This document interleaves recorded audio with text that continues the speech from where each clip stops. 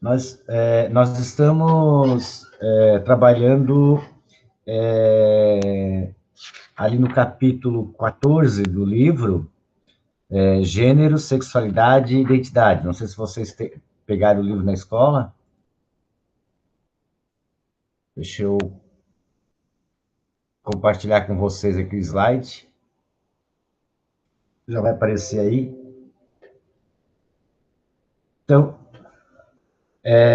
essa parte vai falar sobre gênero, a sexualidade e identidades, né? Que é um assunto muito atual, né? Inclusive, dadas as situações que a gente observa hoje, né? A, essa,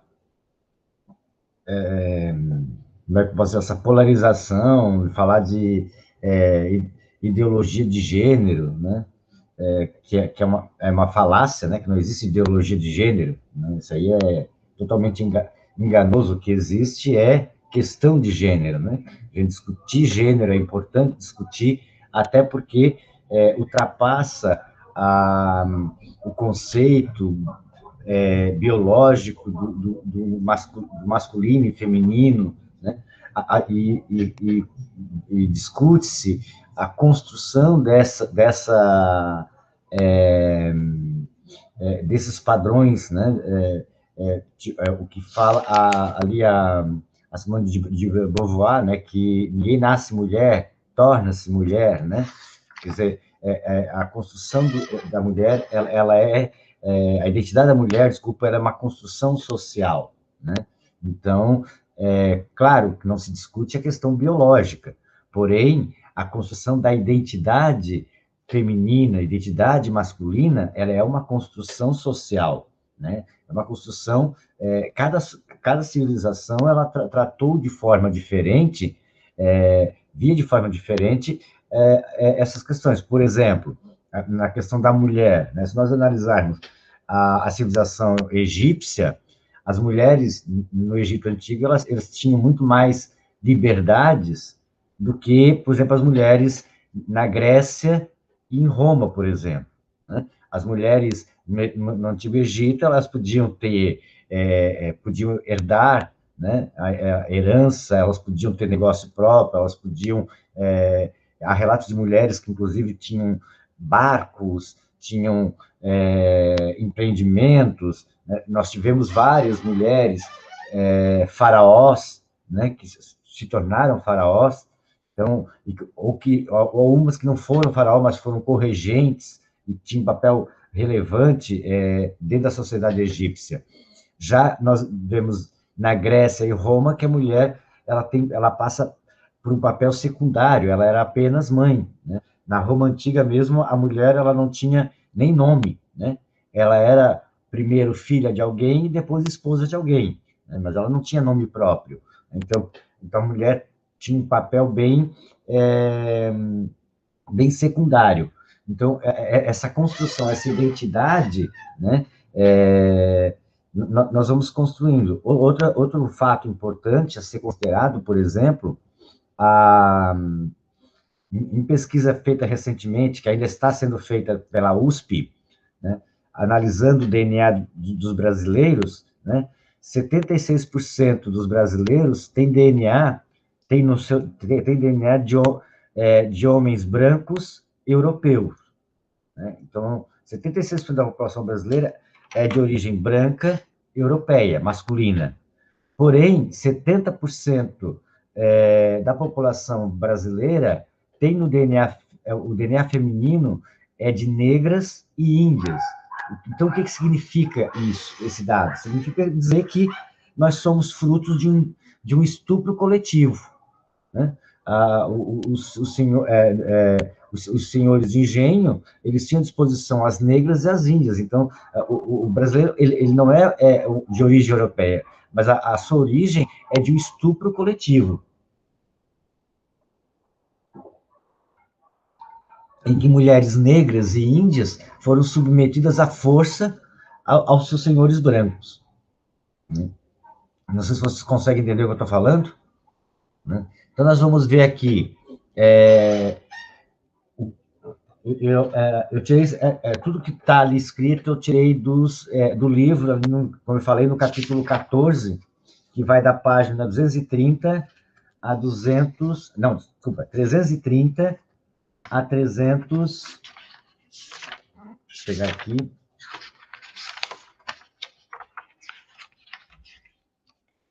eu fiz até 300 e, acho que até 340, por aí, eu não peguei o capítulo todo. Então, vamos lá.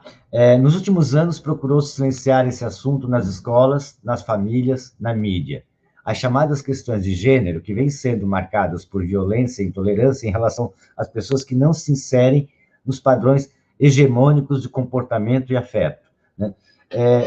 Nós vemos isso, né? A violência com que as pessoas, nos últimos anos, vêm tratando esse assunto. Né?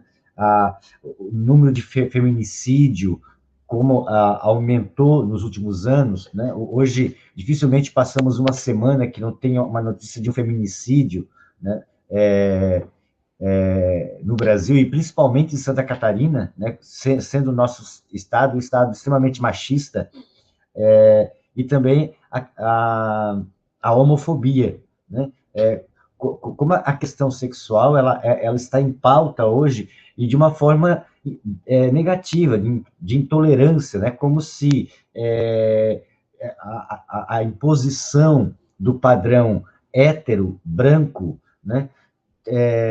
Fosse a única alternativa, como se isso fosse algo natural, né? E não é, né? Como eu falei anteriormente, essa questão da identidade de gênero, ela é construída com a sociedade, né? Só para, voltando ali à Grécia Antiga, por exemplo, a homossexualidade era totalmente aceita, por isso eu botei essa gravura ali, né? Na Grécia Antiga. A, Até porque não se tem, nesse momento, um conceito como nós temos hoje, homossexualidade, né? O que se tinha era que o homem, para procriar, ele fazia relações sexuais com uma mulher. Agora, para prazer, para ter o prazer, era com outro homem, né? Relações sexuais com outro homem, porque era uma sociedade diferente da nossa, né? Com visões diferentes, na qual a nossa sociedade, por exemplo, vê o homossexual como uma segunda mulher, vamos dizer assim, né? A ideia de que o homossexual ele é uma mulher disfarçada, uma coisa assim, ou quer ser mulher, e quando na verdade não, não condiz com a verdade, desculpa. Então, essa construção, esse momento que a gente vive, e que tem que ser discutido, tanto na família, na escola, com a mídia, para que a gente entenda que isso não é algo anormal, mas sim que faz parte de uma construção social. Nós já passamos por um momento bem mais difícil e estávamos evoluindo enquanto sociedade na visão de gênero e, de repente, de uns anos para cá, parece que regredimos, né? Então, no segundo slide, fala o seguinte: sem dúvida, o que mais chama a atenção nesse debate é o quanto cresce no mundo todo os índices de violência contra as mulheres e os não heterossexuais, né? Como a gente vê essa violência, né? Como uma violência gratuita, uma pessoa é assassinada só porque não se encaixa nos padrões que a sociedade quer, que o outro quer, né? Eu tenho que me encaixar, eu tenho que ser aquilo que o outro quer que eu seja, não o que eu quero ser, né? E a mulher também, né? Ela é vista como propriedade do outro, né? Ela é minha esposa, ela é minha namorada, né? E ela não pode terminar comigo. Ela me pertence, é minha, né? Meu, o pronome possessivo ali presente, o que gera um comportamento de violência, e assassinato, obviamente, e encarado dentro da sociedade como algo normal, né? Algo extremamente normal. Visto o caso dessa menina agora, que a gente ficou sabendo na mídia aqui de Santa Catarina, o quanto ela, como vítima de estupro, né? Não vou aqui questionar a sentença, até porque não sou juiz, não, mas assim, é visível a forma brutal que ela foi tratada no julgamento, né? A vítima, ela foi violentada pela segunda vez no julgamento, da forma como, quer dizer, ela foi tratada como a culpada, né? E ainda foi desrespeitada enquanto ser humano, enquanto mulher. Então, tudo isso se pesa na sociedade, essa visão que a nossa sociedade tem. E o que mais absurdo é ter ir nas redes sociais e ter pessoas atacando ela e defendendo o advogado, defendendo o juiz. Quer dizer, olha o nível que chegamos, né? Então, isso demonstra que a nossa sociedade está extremamente doente, né? Extremamente perdemos em algum momento a nossa condição de ser humano. E aí, aqui, Sigmund Freud, e eu gosto muito da psicanálise de Freud, ele diz o seguinte, né? A relação entre a sexualidade e o sexo se estabelece pela relação da criança com o pai e com a mãe. Por que isso? Porque Freud, ele, nas fases da psicanálise, lá nas 5 fases da psicanálise, né, a fase oral tal, ele argumenta que a criança descobre a sua sexualidade no momento em que ela percebe o seu órgão sexual, né? Quando ela se descobre, né, o órgão sexual, ela percebe a sua sexualidade. Não estou dizendo, em nenhum momento Freud diz que a criança ela tem desejos sexuais, mas ela percebe a sua sexualidade, quer dizer, ela percebe que ela é diferente, né? Ela percebe que se é menina, ela é diferente do papai, se é menina, ela é diferente da mamãe, né? E aí Freud, inclusive, trabalha com a questão do complexo de Édipo, complexo de Elétrica, né? Que são os complexos que nós vamos levar pela vida fora, né? E a relação que se tem muito, é muito comum, por exemplo, o menino ser mais apegado à mãe, né? E a menina ser mais apegada ao pai. Essa relação é muito comum, né? E Freud chama isso de complexos de Édipo e Electra, né?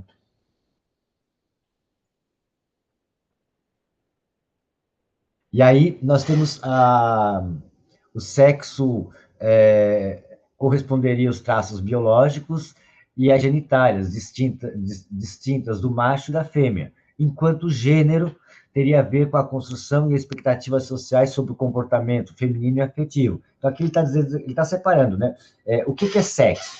Sexo é aquilo que nós somos biologicamente, de acordo com as nossas genitálias, com os nossos órgãos sexuais, né? E ali não tem dúvida, né? Só existe duas, o macho e a fêmea, né? Então, o sexo, ele é biológico, né? São os traços biológicos. Já o gênero é a construção desse comportamento. O gênero é como eu me vejo macho, como eu me vejo fêmea, como eu me vejo masculino e feminino, né? Essa construção. E ela sofre diferentes padrões. Nós temos diferentes masculinos e diferentes femininos. Nem todas as mulheres são iguais. Nem todas as mulheres se comportam da mesma forma que as outras, né? Nós vamos ter, por exemplo, mulheres extremamente femininas, no sentido assim, de delicadeza, de comportamento, de se vestir de acordo com os padrões, como vão ter mulheres mais despojadas, mais que gostam de mais aventuras, enfim, que não se encaixa naquele padrão social da dondoquinha, né, da menininha, né? Mulheres que, por exemplo, que não gostam de maquiagem, mas nem por isso deixam de ser mulheres, ou, por exemplo, mulheres que não querem ser mães, né? Que sai aquele padrão de que achar que toda mulher tem a sua vocação para ser mãe, né? O seu instinto maternal, de repente não tem, né? Assim como também homens também não querem ser pais, né? Então, se o homem pode não querer ser pai, a mulher também pode não querer ser mãe, né? Isso não a torna mais ou menos mulher, né? Ela não até porque a construção, se a gente analisa essa construção é,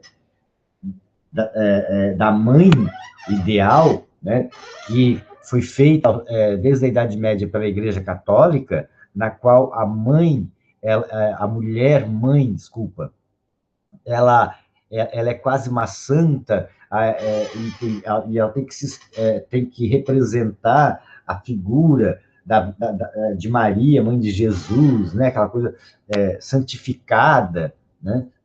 E nem sempre as mães são essa santa, entre aspas, né? Não sei se vocês conseguem me entender.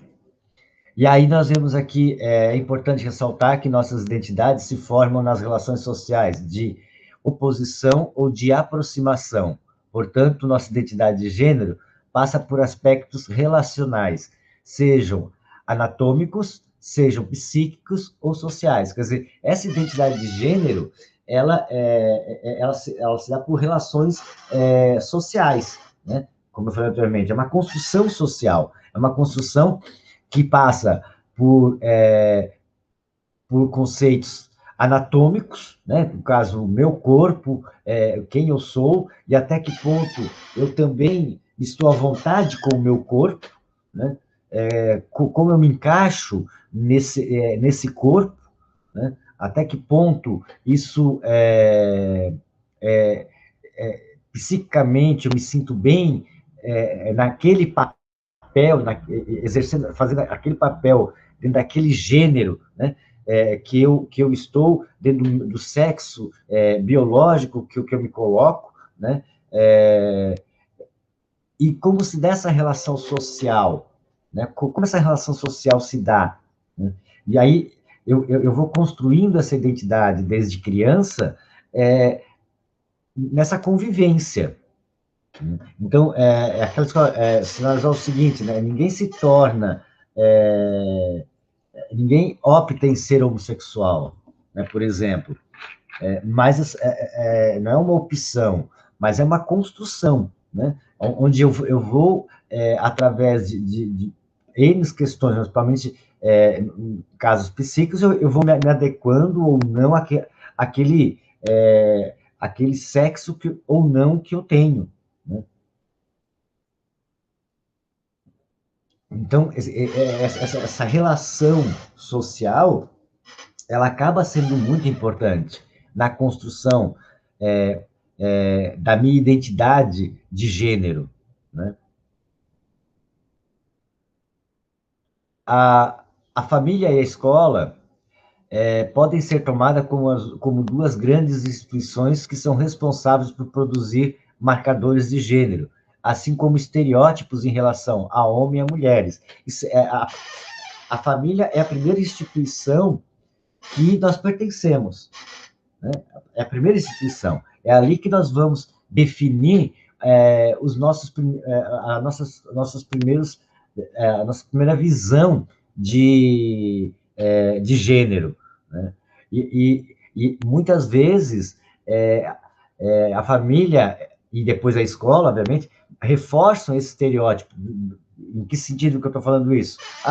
Se eu tenho uma menina, eu vou lá comprar um brinquedo para ela, eu compro uma bonequinha, eu compro um fogãozinho, né? Aí, se eu tenho menina, eu compro carrinho, bola. Quer dizer, a família, muitas vezes, ela reproduz esses estereótipos como se fossem estagnados, né? Mas, de repente, lá eu tenho o menino que não quer brincar de carrinho, ele quer brincar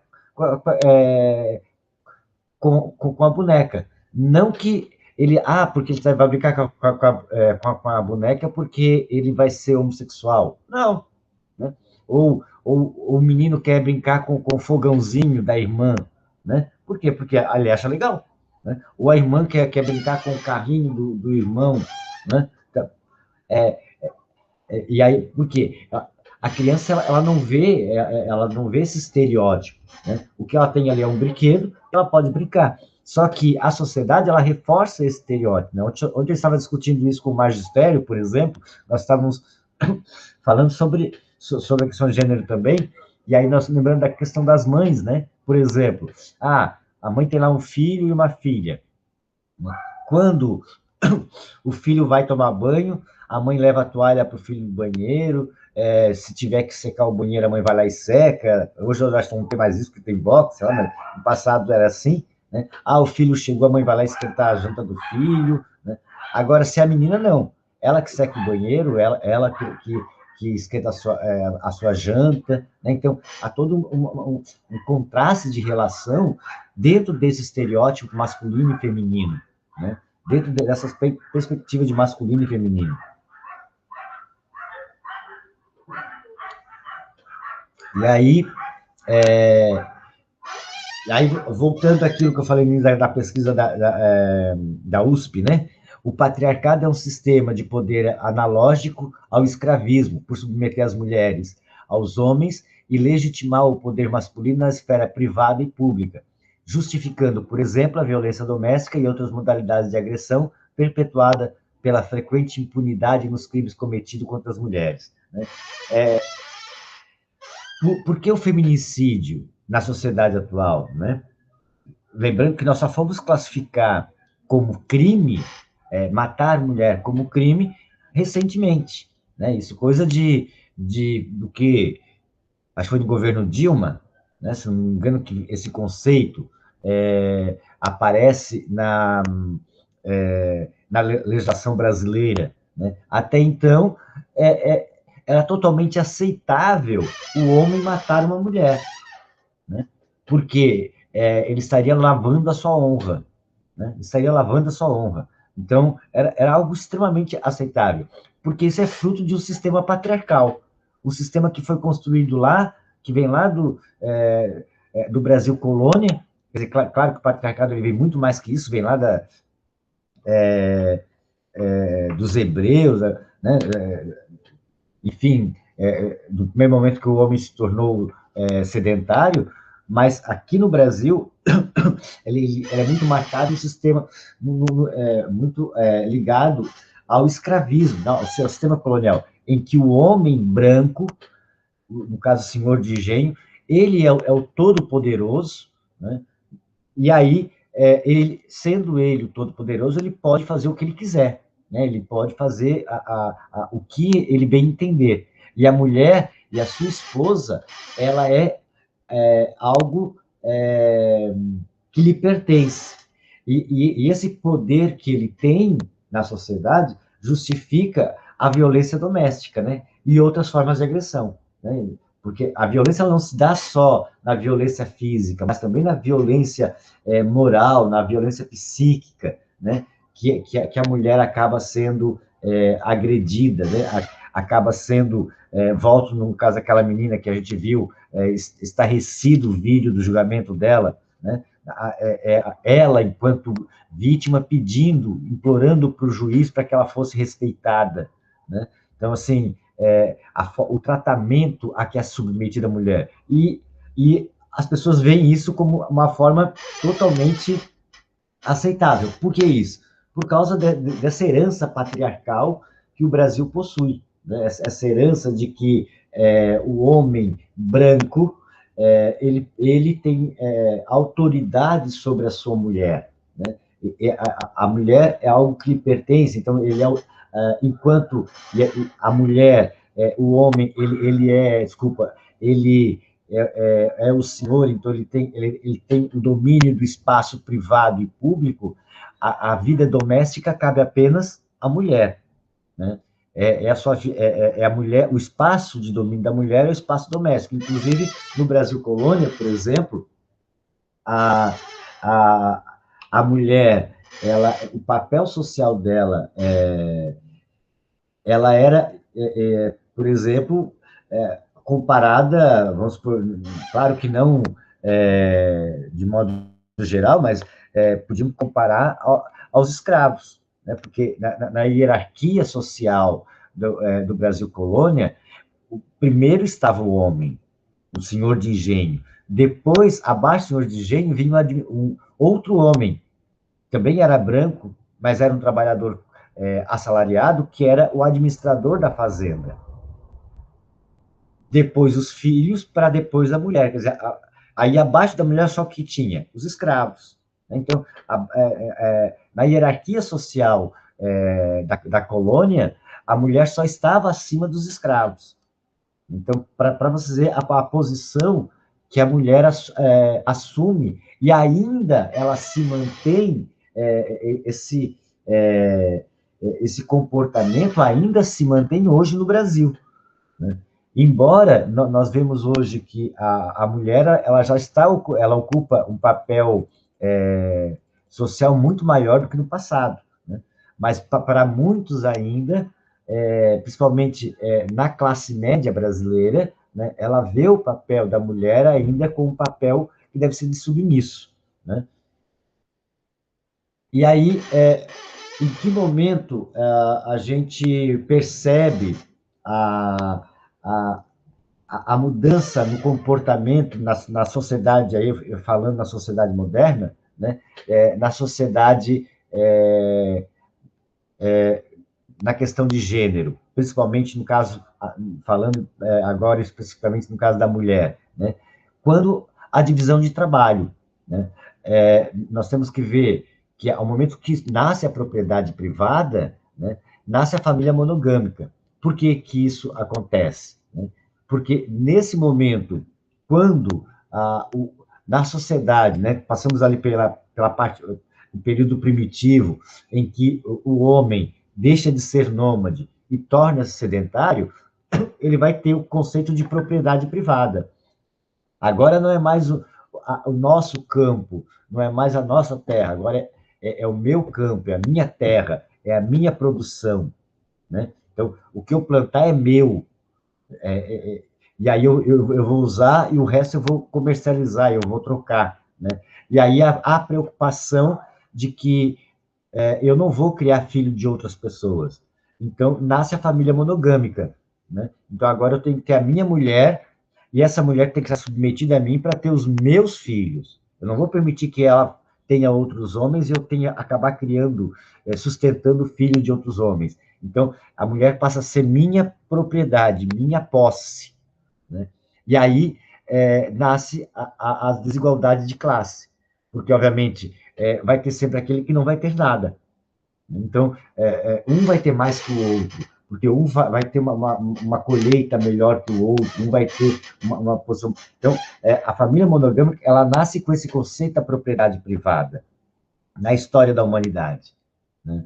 E isso se fundamenta no conceito de como nós vamos encarar essa família monogâmica em todas as outras civilizações, né? Mas a base está ali, na propriedade privada, tá? No campo, a minha colheita, a minha propriedade, a minha produção, desculpa, né? Então, porque isso passa a ser importante para a produção, para aquele homem produtivo, né?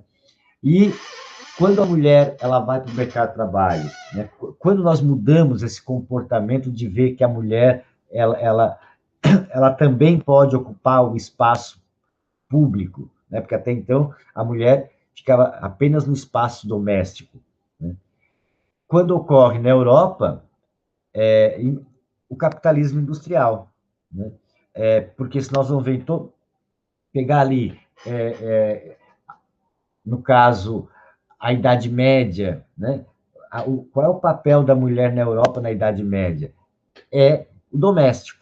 A mulher na Europa na Idade Média é o doméstico, né? O homem é o espaço público, ele vai ser o cavaleiro, ele vai para as guerras. A mulher cabe o espaço doméstico.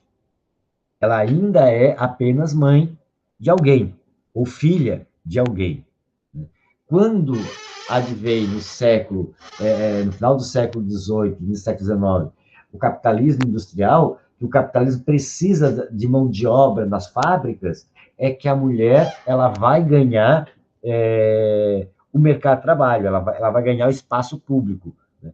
E principalmente, e aí nós podemos pegar também as duas guerras, né? A Primeira Guerra Mundial e a Segunda Guerra Mundial, quando a mão de obra masculina para as fábricas diminui e a necessidade de que a mulher seja inserida ao mercado de trabalho. Então, a mulher, somente na Segunda Guerra Mundial, ela passa a desempenhar um papel muito importante, porque ela vai faltar mão de obra masculina, dada a guerra e também pela mortandade de homens, né, a mulher passa a ser a atuar com força no mercado de trabalho. Inclusive, poucas pessoas sabem, mas entre os pracinhas brasileiros que foram para a Segunda Guerra Mundial, tinha mulheres também, né? Mas essas não são comentadas, né? Fala-se apenas nos pracinhas. Nas mulheres que foram, não se fala. Né? Por quê? Porque ainda tem esse silêncio a respeito das mulheres. Né? E, por último, né, a concepção de que a sexualidade humana é definida por elementos fisiológicos, bioquímicos e hormonais, né? Entendendo-se que os componentes socioculturais também são relevantes na definição dos papéis sociais de gênero. Né? Então, essa concepção de sexualidade humana, ela passa por elementos fisiológicos, obviamente, bioquímicos e hormonais, mas também os componentes socioculturais, né, que são relevantes na definição desse papel. Né, aquilo que eu já discuti anteriormente, eu já falei anteriormente, quer dizer, nós vamos construir essa identidade, né, esse feminino, esse masculino, a partir das nossas relações, dos papéis sociais de cada gênero, né, em cada sociedade, em cada conceito, que vamos ali estar inserido. Né? Eu estou lembrando aqui de uma ilha, não me lembro onde que